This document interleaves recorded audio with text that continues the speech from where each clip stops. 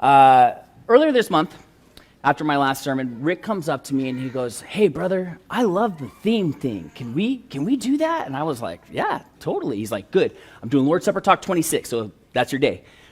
I was like, "Okay." Check the calendar, and it was my day to preach. So here we are. And I go, tell me, let me know what you're thinking. What are you thinking? What do you want for your theme to be? And he goes, "I already got one." I was like, "Oh, okay, cool. Hit me." And he goes, "I've been reading about and thinking a lot about justice." Justice, brother. And I'm like, "Okay." He goes, "And what does justice mean to you?" And when you get asked like such a simple question, but you just weren't ready for it. And so you start going like, "Oh yeah, justice. Justice is justice. People seek justice as justice." And I'm like, "Wait, hang on, I can do this." Justice is like getting punished, people being punished for things they do wrong. And he's like, yeah, kind of. I was thinking more of it's about making a wrong right. And I'm like, "Man, you could have led with that, Rick. It saved me a little embarrassment here." But at the same time, I'm like, "Yeah, that's good. That's really good. I like that." And so we've had a few conversations this month about how we were going to approach that. And it's a wide topic. There's a lot of ways I could have gone with this. I'm going to let you guys know right now, I am not going political. I'm not hitting any hot button issues on justice. Instead, I'm going more towards biblically. What does the Bible say about justice? What does it mean when they're talking about justice? And also righteousness, because they kind of go hand in hand. A lot of times you will see those together. I will say that society today does call a lot of things an injustice, which isn't quite accurate. It's more of an equality issue. Like, say, for example, LeBron is 6'10". He can run like a gazelle and jump through the building, but he is balding. I have this wonderful head of hair, so I'm beating LeBron. It's not fair to him that he looks like he's spray painting his hair on. But that's not an injustice. It's not an injustice. It's not equal, but it's not an injustice. So let's talk about justice and righteousness. So mankind is unique, right? Out of all of the animals on the planet, we're unique in that we have this sense of right and wrong, good and evil. Because, say, for instance, you were a praying mantis, or rather, your spouse or wife or girlfriend was a praying mantis. It would be socially acceptable for them to rip off your head and eat it. Now, I know Tamara has considered ripping off my head. I don't think she thinks about eating it, but she doesn't do it because that's wrong, and she's probably not strong enough. Pandas. Look how cute these things are. If you were a panda mom, a lot of times they have twins. You know what they do? They just keep one and get rid of the other one. They just leave it to die. That's acceptable in their world and in their minds. If I came to church and was like, "Yeah, we had 3 kids, but we just kind of kept the 2. It just made more sense." You guys would be horrified. And then lastly, cats are the worst. Cats are huge jerks. There are 3, don't awe me. You need to hear out what's going on first. There are 3 creatures on the planet that kill for fun. Humans, cats, and if you know the other one, come find me after church. I'll give you a high five for being smart. But a lot of you have seen this. A cat will catch something and beat it to death. Literally. Like play with it to death. And the creature's like doing this thing, and the cat's like, not today. And it will just boo, boo, boo. And then it's done. And it just says, "I'm bored, I'm going to leave this to die." If humans did any one of those things, we would say, "This is awful. What an injustice this is." Right? This is terrible. Oh, this is an interactive sermon, so that's the Law and Order sound thing. So it just made sense. It might be a few times in here. I don't know. Be ready. So right off the bat, you open your Bible, we find out why we're different. Genesis 1:26. Then God said, "Let us make mankind in our image, in our likeness, so that they may rule over the fish in the sea and the birds in the sky, over the livestock and all the wild animals, and over all the creatures that move along the ground." So we know right off the bat, this is what makes us different, because he didn't create birds in his image. It was us. So we're set apart. Famous anthropologist Jane Goodall, she was asked, "What do you think makes the difference between mankind and the animal kingdom?" And she was like, "Oh, I love this question, because people will say it's opposable thumbs." She's like, "I've been studying primates. They have opposable thumbs." People will say, oh, it's tools. It's tools. That's what sets us apart. Primates have been using tools as long as we have. So what she said was just really, just an astute observation from someone who has spent so much time studying this. She said, mankind has the ability to stand up for what's right, even to their own self-sacrifice. Like they will self-sacrifice for justice to people they don't even know. In the animal kingdom, there are parental animals that won't even do that. They won't even take care of their own, let alone some other herd or creature. That's never going to happen. But mankind does this.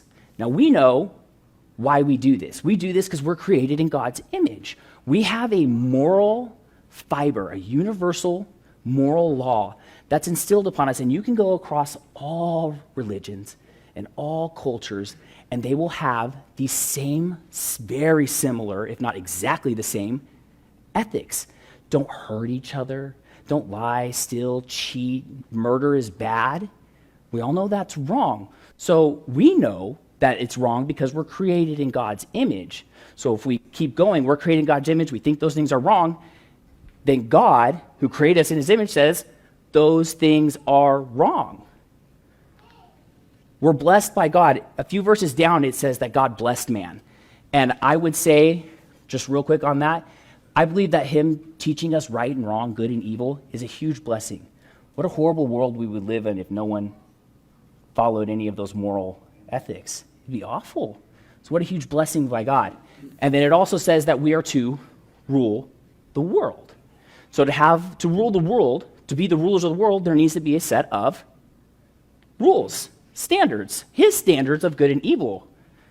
So, I got you again. I don't think there's very many more. But God created us to be just. That's because we're created in his image. He created us to be just. But that doesn't happen. That's not happening. We choose to not be just. You see over and over and over, both in history and in your Bible, people on a personal level and entire civilizations will redefine what good and evil is to take advantage of others, especially the vulnerable.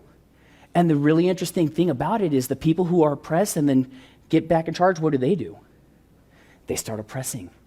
It's just this vicious cycle over and over and over. And so God saw this, and he sent Abraham to start a new kind of family. And his family was to teach and keep the ways of the Lord. This was the plan. We say up in our Bible classes with our kids, God had a plan. So this is part of God's plan, and Abraham was to teach them that they're to be righteous and to seek justice. That was the plan. Well, David, what does righteousness and justice mean? I'm glad you asked.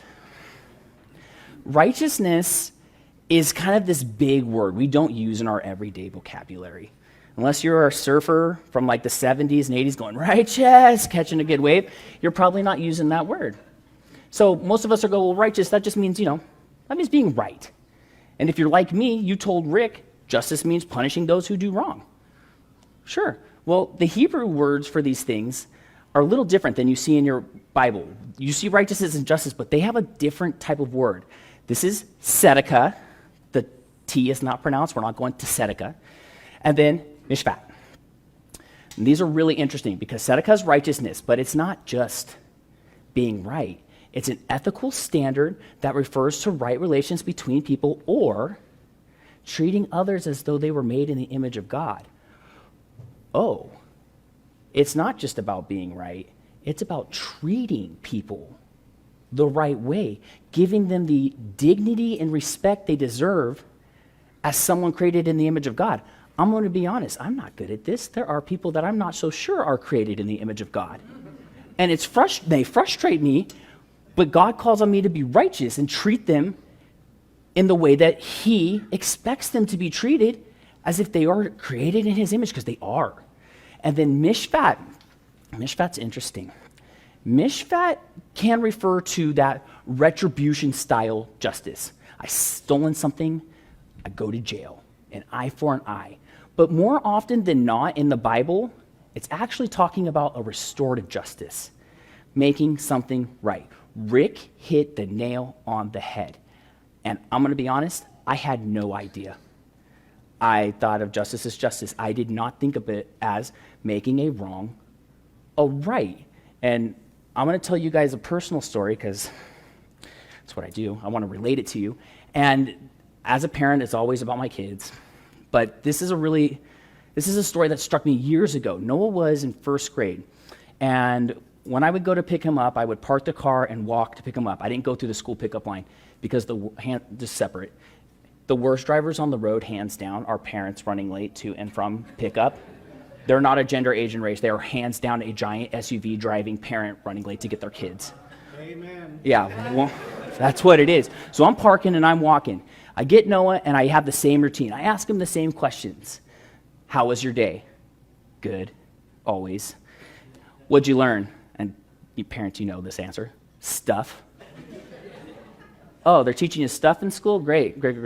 So you got to be a detective. You got to figure out what's going on. But my last question for him always was, did you eat your lunch? And Noah is one of those kids who's like, play, lunch, play. I'm going to go play. And then he would come home and at 3 o'clock want a 4-course meal and then 2 hours later not want to eat dinners. Yeah, Crystal gets it. So I would ask him all the time, hey, did you eat your lunch? And this day he goes, yeah, I ate it. And I'm like, cool, hey, did you get your surprise? I slipped him an Oreo that day. And he goes, no. I'm like, oh, you didn't eat the Oreo or you threw it away? And he goes, no. I'm like, okay, well, what'd you do with the Oreo? Well, Sammy took it. Then I have to put my dad detective hat back on. Excuse me? Yeah, Sammy took it. Did he ask to take it? No. Okay, did you tell him he can't take it? No. And at this point, I'm already starting to head back to the office. This is not okay. And I start peppering him with questions like, did you tell a teacher? Nope. And Noah is my more mild-mannered, easygoing kid. If this had been Penny or Sawyer, we'd already been in the office. There would have been a problem. Noah's different, so I want to stick up for him. I want to go get justice. Bring me Sammy, the Oreo-stealing 7-year-old. I want to see him. I want justice done. And so finally I'm thinking, okay, what are they going to... Then I go, why Noah? Why would you let this happen? And he said something that just crushed me. He said, well, Dad, what if Sammy doesn't get Oreos at home? Whoa. What if Sammy doesn't get Oreos at home? And he followed it up. He says, I don't think Sammy gets Oreos at home. You don't think? And he's like, and you're going to give me one. I eat my dinner tonight. You're going to give me an Oreo. It's okay. And I'm just, what? Now, mind you, I did go in the office and tell them, hey, let's make sure this kid's getting a lunch. If no one wants him to have his Oreo, that's fine. No one's choosing that. It's okay. And we would pack more Oreos for the rest of the year, and then we found out at the end of the year he was giving them all away. So we made him popular through bribing. But here I am on this side. I'm looking for justice. I want retribution. And Noah's over here saying, this is wrong. I need to fix it right. Someone isn't getting what I think they should get. I want to fix that. That is mishpat. This is the way. There's your nerd reference for my Star Wars fans. This is the way. Mishpat is not charity. People get this confused. It's not charity. Noah's not giving him charity of the order. He's seeking out vulnerable people and helping them. Taking steps to advocate for the vulnerable and changing social structures to prevent injustice. This is mishpat. This is what God is talking about. This is justice. I use my wife as a sounding board a lot when I'm preparing my sermons, and was telling her about justice and mishpat and how we got to stick together. And she was telling me, well, the prisoners. She works at a prison. The prisoners do this. If they see an injustice, they will they will set aside their differences, and they don't really riot. She goes, they go on a hunger strike, and I'm like, I can't even understand that. She looked at me, she goes, no kidding. Wow. So I always make fun of her. I thought I would slip this in, so she gives it back. So it's interesting that people who are in a jail because of an injustice they've committed will practice mishpat. What are we doing to practice mishpat? Because justice and righteousness, that's a way of life. It is an active way of living. I hope that's the last one. So let's look at some of God's definitions of justice. Psalms 146, 7 through 9. He upholds the cause of the oppressed and gives food to the hungry. The Lord sets the prisoners free. The Lord gives sight to the blind. The Lord lifts up those who are bowed down. The Lord loves the righteous. Tzedakah. The Lord watches over the foreigner and sustains the fatherless and the widow, but he frustrates the ways of the wicked. I'm going to come back to that in a second. Proverbs 31, 8 through 9. Speak up for those who cannot speak for themselves. This is what we're talking about. That's justice. That's mishpat. Speak up for the rights of all who are destitute. Speak up and judge fairly. Defend the rights of the poor and the needy. What are we doing to actively pursue mishpat? Justice. We don't need to be punishing people. We need to be making things right where we see injustices. And we all live in America. They happen here. They happen here just as much as anywhere else. The end of Psalms, he says that he frustrates the ways of the wicked, right? Some of your versions might say like he thwarts the ways of the wicked. Well, yeah, I'm not wicked. Like I wouldn't say I'm wicked at all. I'm a pretty good person. What is Russia? I'm not wicked. Sometimes I'm guilty or wrong Russia, wicked. That's us. We don't think of it that way because wicked just has this, you're just like this worst person. No. Are you guilty in the wrong? Russia also usually refers to typically someone who mistreats another person, ignoring their dignity as someone created in the image of God. That's wicked. That's Russia. Don't read the Bible and read wicked and say, well, I'm not wicked. We're all wicked. I struggle with this all the time. All the time. And we see it in the Bible over and over and over and over again. Abraham's own children could not get mishpat and tzedakah right. They couldn't get justice and righteousness right. They sold their brother. They straight up sold their brother. And in some sort of weird, twisted fate, or God's plan, Joseph practiced mishpat with them. He didn't punish them when they came to Egypt. What did he do? He restored it. He made it right. And the Egyptians, what do they do to the Israelites? Russia. God fixes it. The Israelites, what do? Russia. So this wickedness cycle goes over and over and over and over. And you don't have to be a scholar reading the Bible to know that justice and righteousness are huge deals to God. You see it over and you see it over and over again. So God had to have a plan. You guys know where I'm going with this. What was God's response to our injustice, our inability to be righteous? He sent Jesus. He sent Jesus, and Jesus lived the most righteous life of anyone who's ever lived. He committed no injustices. Yet he was put on a cross because I can't live a righteous life. I can't get it right. I commit these injustices. I don't treat people with the dignity and respect that they deserve as someone created in the image of God. And Jesus died outside the gates of heaven because of that. But then he rose again, and God called him righteous.